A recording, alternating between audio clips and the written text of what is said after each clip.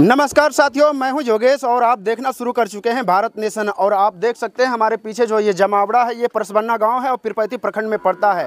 और हमारे बीच ये आज बात करने के लिए है सीओ साहब। और इस संदर्भ में हम बता देना चाहते हैं कि ये लगभग 2019 का मामला है और तब से आज तक चला आ रहा है और कई सारे सीओ साहब यहाँ से बदली हुए। और ये मामला अतिक्रमण मुक्त का है। यहाँ पर 6 परिवार हैं, ये घर को दिखाएंगे। ये 6 परिवार का घर है और इस 6 परिवार को अतिक्रमण मुक्त किया जा रहा है, जबकि ये पूरे गांव में अतिक्रमण किया हुआ है, यहाँ से लेके बड़की पुल तक। लेकिन हम यहाँ सीओ साहब से बात करने का प्रयास करेंगे, आखिर ये कहाँ तक, ये क्या मामला है, इसके बारे में क्या जानकारी मिली सर को।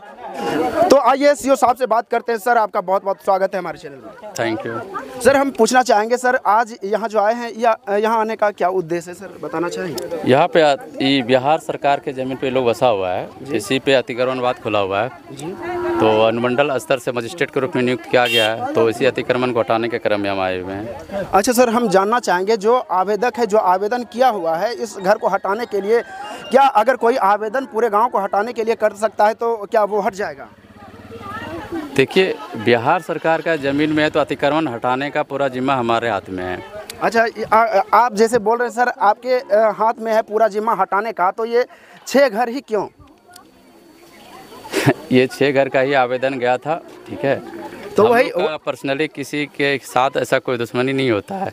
जब आवेदन जाता है तो अभी हम जैसे आए फील्ड में पहली बार आए हैं हम जी, तो आने के बाद हम यहाँ का मुआयना किए, इसीलिए जो आज अतिक्रमणवाद है उस कार्यक्रम को हम रद्द कर दिए और पूरे इलाके का इसका जहाँ पे जितना बिहार सरकार का ज़मीन है इसका हम नापी कराएंगे। सबसे पहले तो आप लोग जितने भी ग्रामीण हैं, आप लोग ताली बजा दीजिए सर के लिए, क्योंकि आज तक कोई भी, जितने भी सीओ साहब आए थे, कोई जांच करने के लिए नहीं आए थे। सर धन्यवाद के पात्र हैं। लेकिन हम जानना चाहेंगे सर, एक ही सवाल है, लेकिन 6 घर को ही क्यों, और भी लोग हैं? बार बार एक ही सवाल है सर, इसका निर्णय। देखिए, ये तो आवेदक से पूछना होगा 6 घर की। आवेदक के द्वारा जब आवेदन दिए जाते थे हम उस पर प्रोसेस पे काम करते हैं। अच्छा, वही तो बात है सर, अगर कोई आवेदन पूरे गांव का दे तो क्या होगा? उस पर भी हम एक्शन लेते हैं, लेकिन एक्शन लेने से पहले बहुत सारा चीज़ सोचना होता है। जैसे कि जितने लोग यहाँ बसे हैं, ये बिहार सरकार का ज़मीन है, उसका मालिक बिहार सरकार, ये सत्य है। लेकिन अगर जो लोग बसे हुए हैं अगर वो भूमिहीन है जी, तो बिहार सरकार का ही एक योजना है अभियान बसेरा, उसको बेगर ज़मीन दिए हम उसको नहीं बेगर कर सकते हैं। तो इसीलिए ऐसा नहीं है कि हमको 6 घर को हम टारगेट करके रखे हुए, ऐसा नहीं है। ये तो आवेदक दिया, उसके आधार पे हम लोग काम किए हैं। अच्छा, वो आवेदक तो बताए होंगे ना कि उसमें उसको क्या आपत्ति हुई? बस उसकी आपत्ति ये है कि इस ज़मीन के पीछे उसका ज़मीन है जी, और उसका आवागमन बाधित होता है। अच्छा, आप पब्लिक के लिए हैं सर, पब्लिक के लिए तो पूरा सरकारी तो आपके हाथ में है सर, सबको हटा सकते हैं।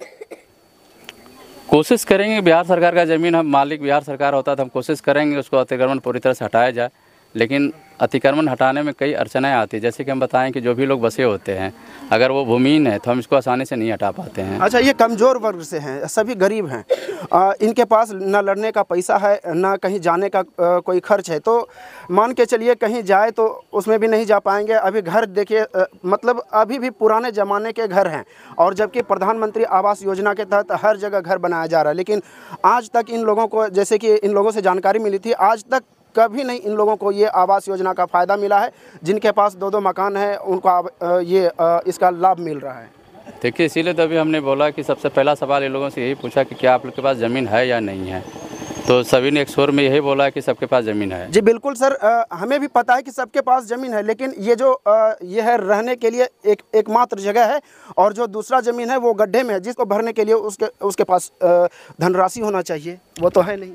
देखिए, पहली बात तो मैंने यही सवाल पूछा कि इन लोग भूमिहीन है कि नहीं, तो सभी लोग भूमिहीन नहीं हैं। भूमिहीन नहीं है सर, लेकिन 3 ऐसे परिवार। दूसरा बात मैंने दूसरा सवाल यही दिया कि मुख्यमंत्री आवास योजना है, प्रधानमंत्री आवास योजना है, इसका लाभ आप लोग को अभी तक क्यों नहीं मिला है? तो ये लोग वहाँ तक पहुँचे ही नहीं है, इसीलिए मैंने कई बार पहुँचे हैं सर, ग्रामीण बता रहे हैं। तो इसीलिए मैंने बोला कल जाकर आवेदन दीजिए, और वो आवेदन हमें भी दे दीजिएगा लोग प्रतिलिपि में, ताकि हम वीडियो सर जो हैं उनसे हम बात करके कोशिश करेंगे इसको इस बार दिलवा दें। यहाँ 3 परिवार ऐसे हैं जो सर, 3 परिवार को गड्ढे में ज़मीन है और 3 परिवार को सरकारी ज़मीन अपोजिट साइड में है, क्या उस पर घर बना सकता है? कल उसको भी हटा दीजिएगा। और जो आवेदक है उसका ज़मीन, सड़क जो है, मुख्य मार्ग जो है उधर जाने का, उसका घर का निकलने का वो रास्ता है, लेकिन वो खुद सरकारी ज़मीन में घर बना के रखा है। तो अगर उनका है तो उनका भी टूटेगा, अगर आवेदन करेगा तो? नहीं, हम अब नापी कराएंगे, जिनका आएगा हम उनको खुद लिस्ट कर लेंगे। अब मतलब पूरे गाँव को?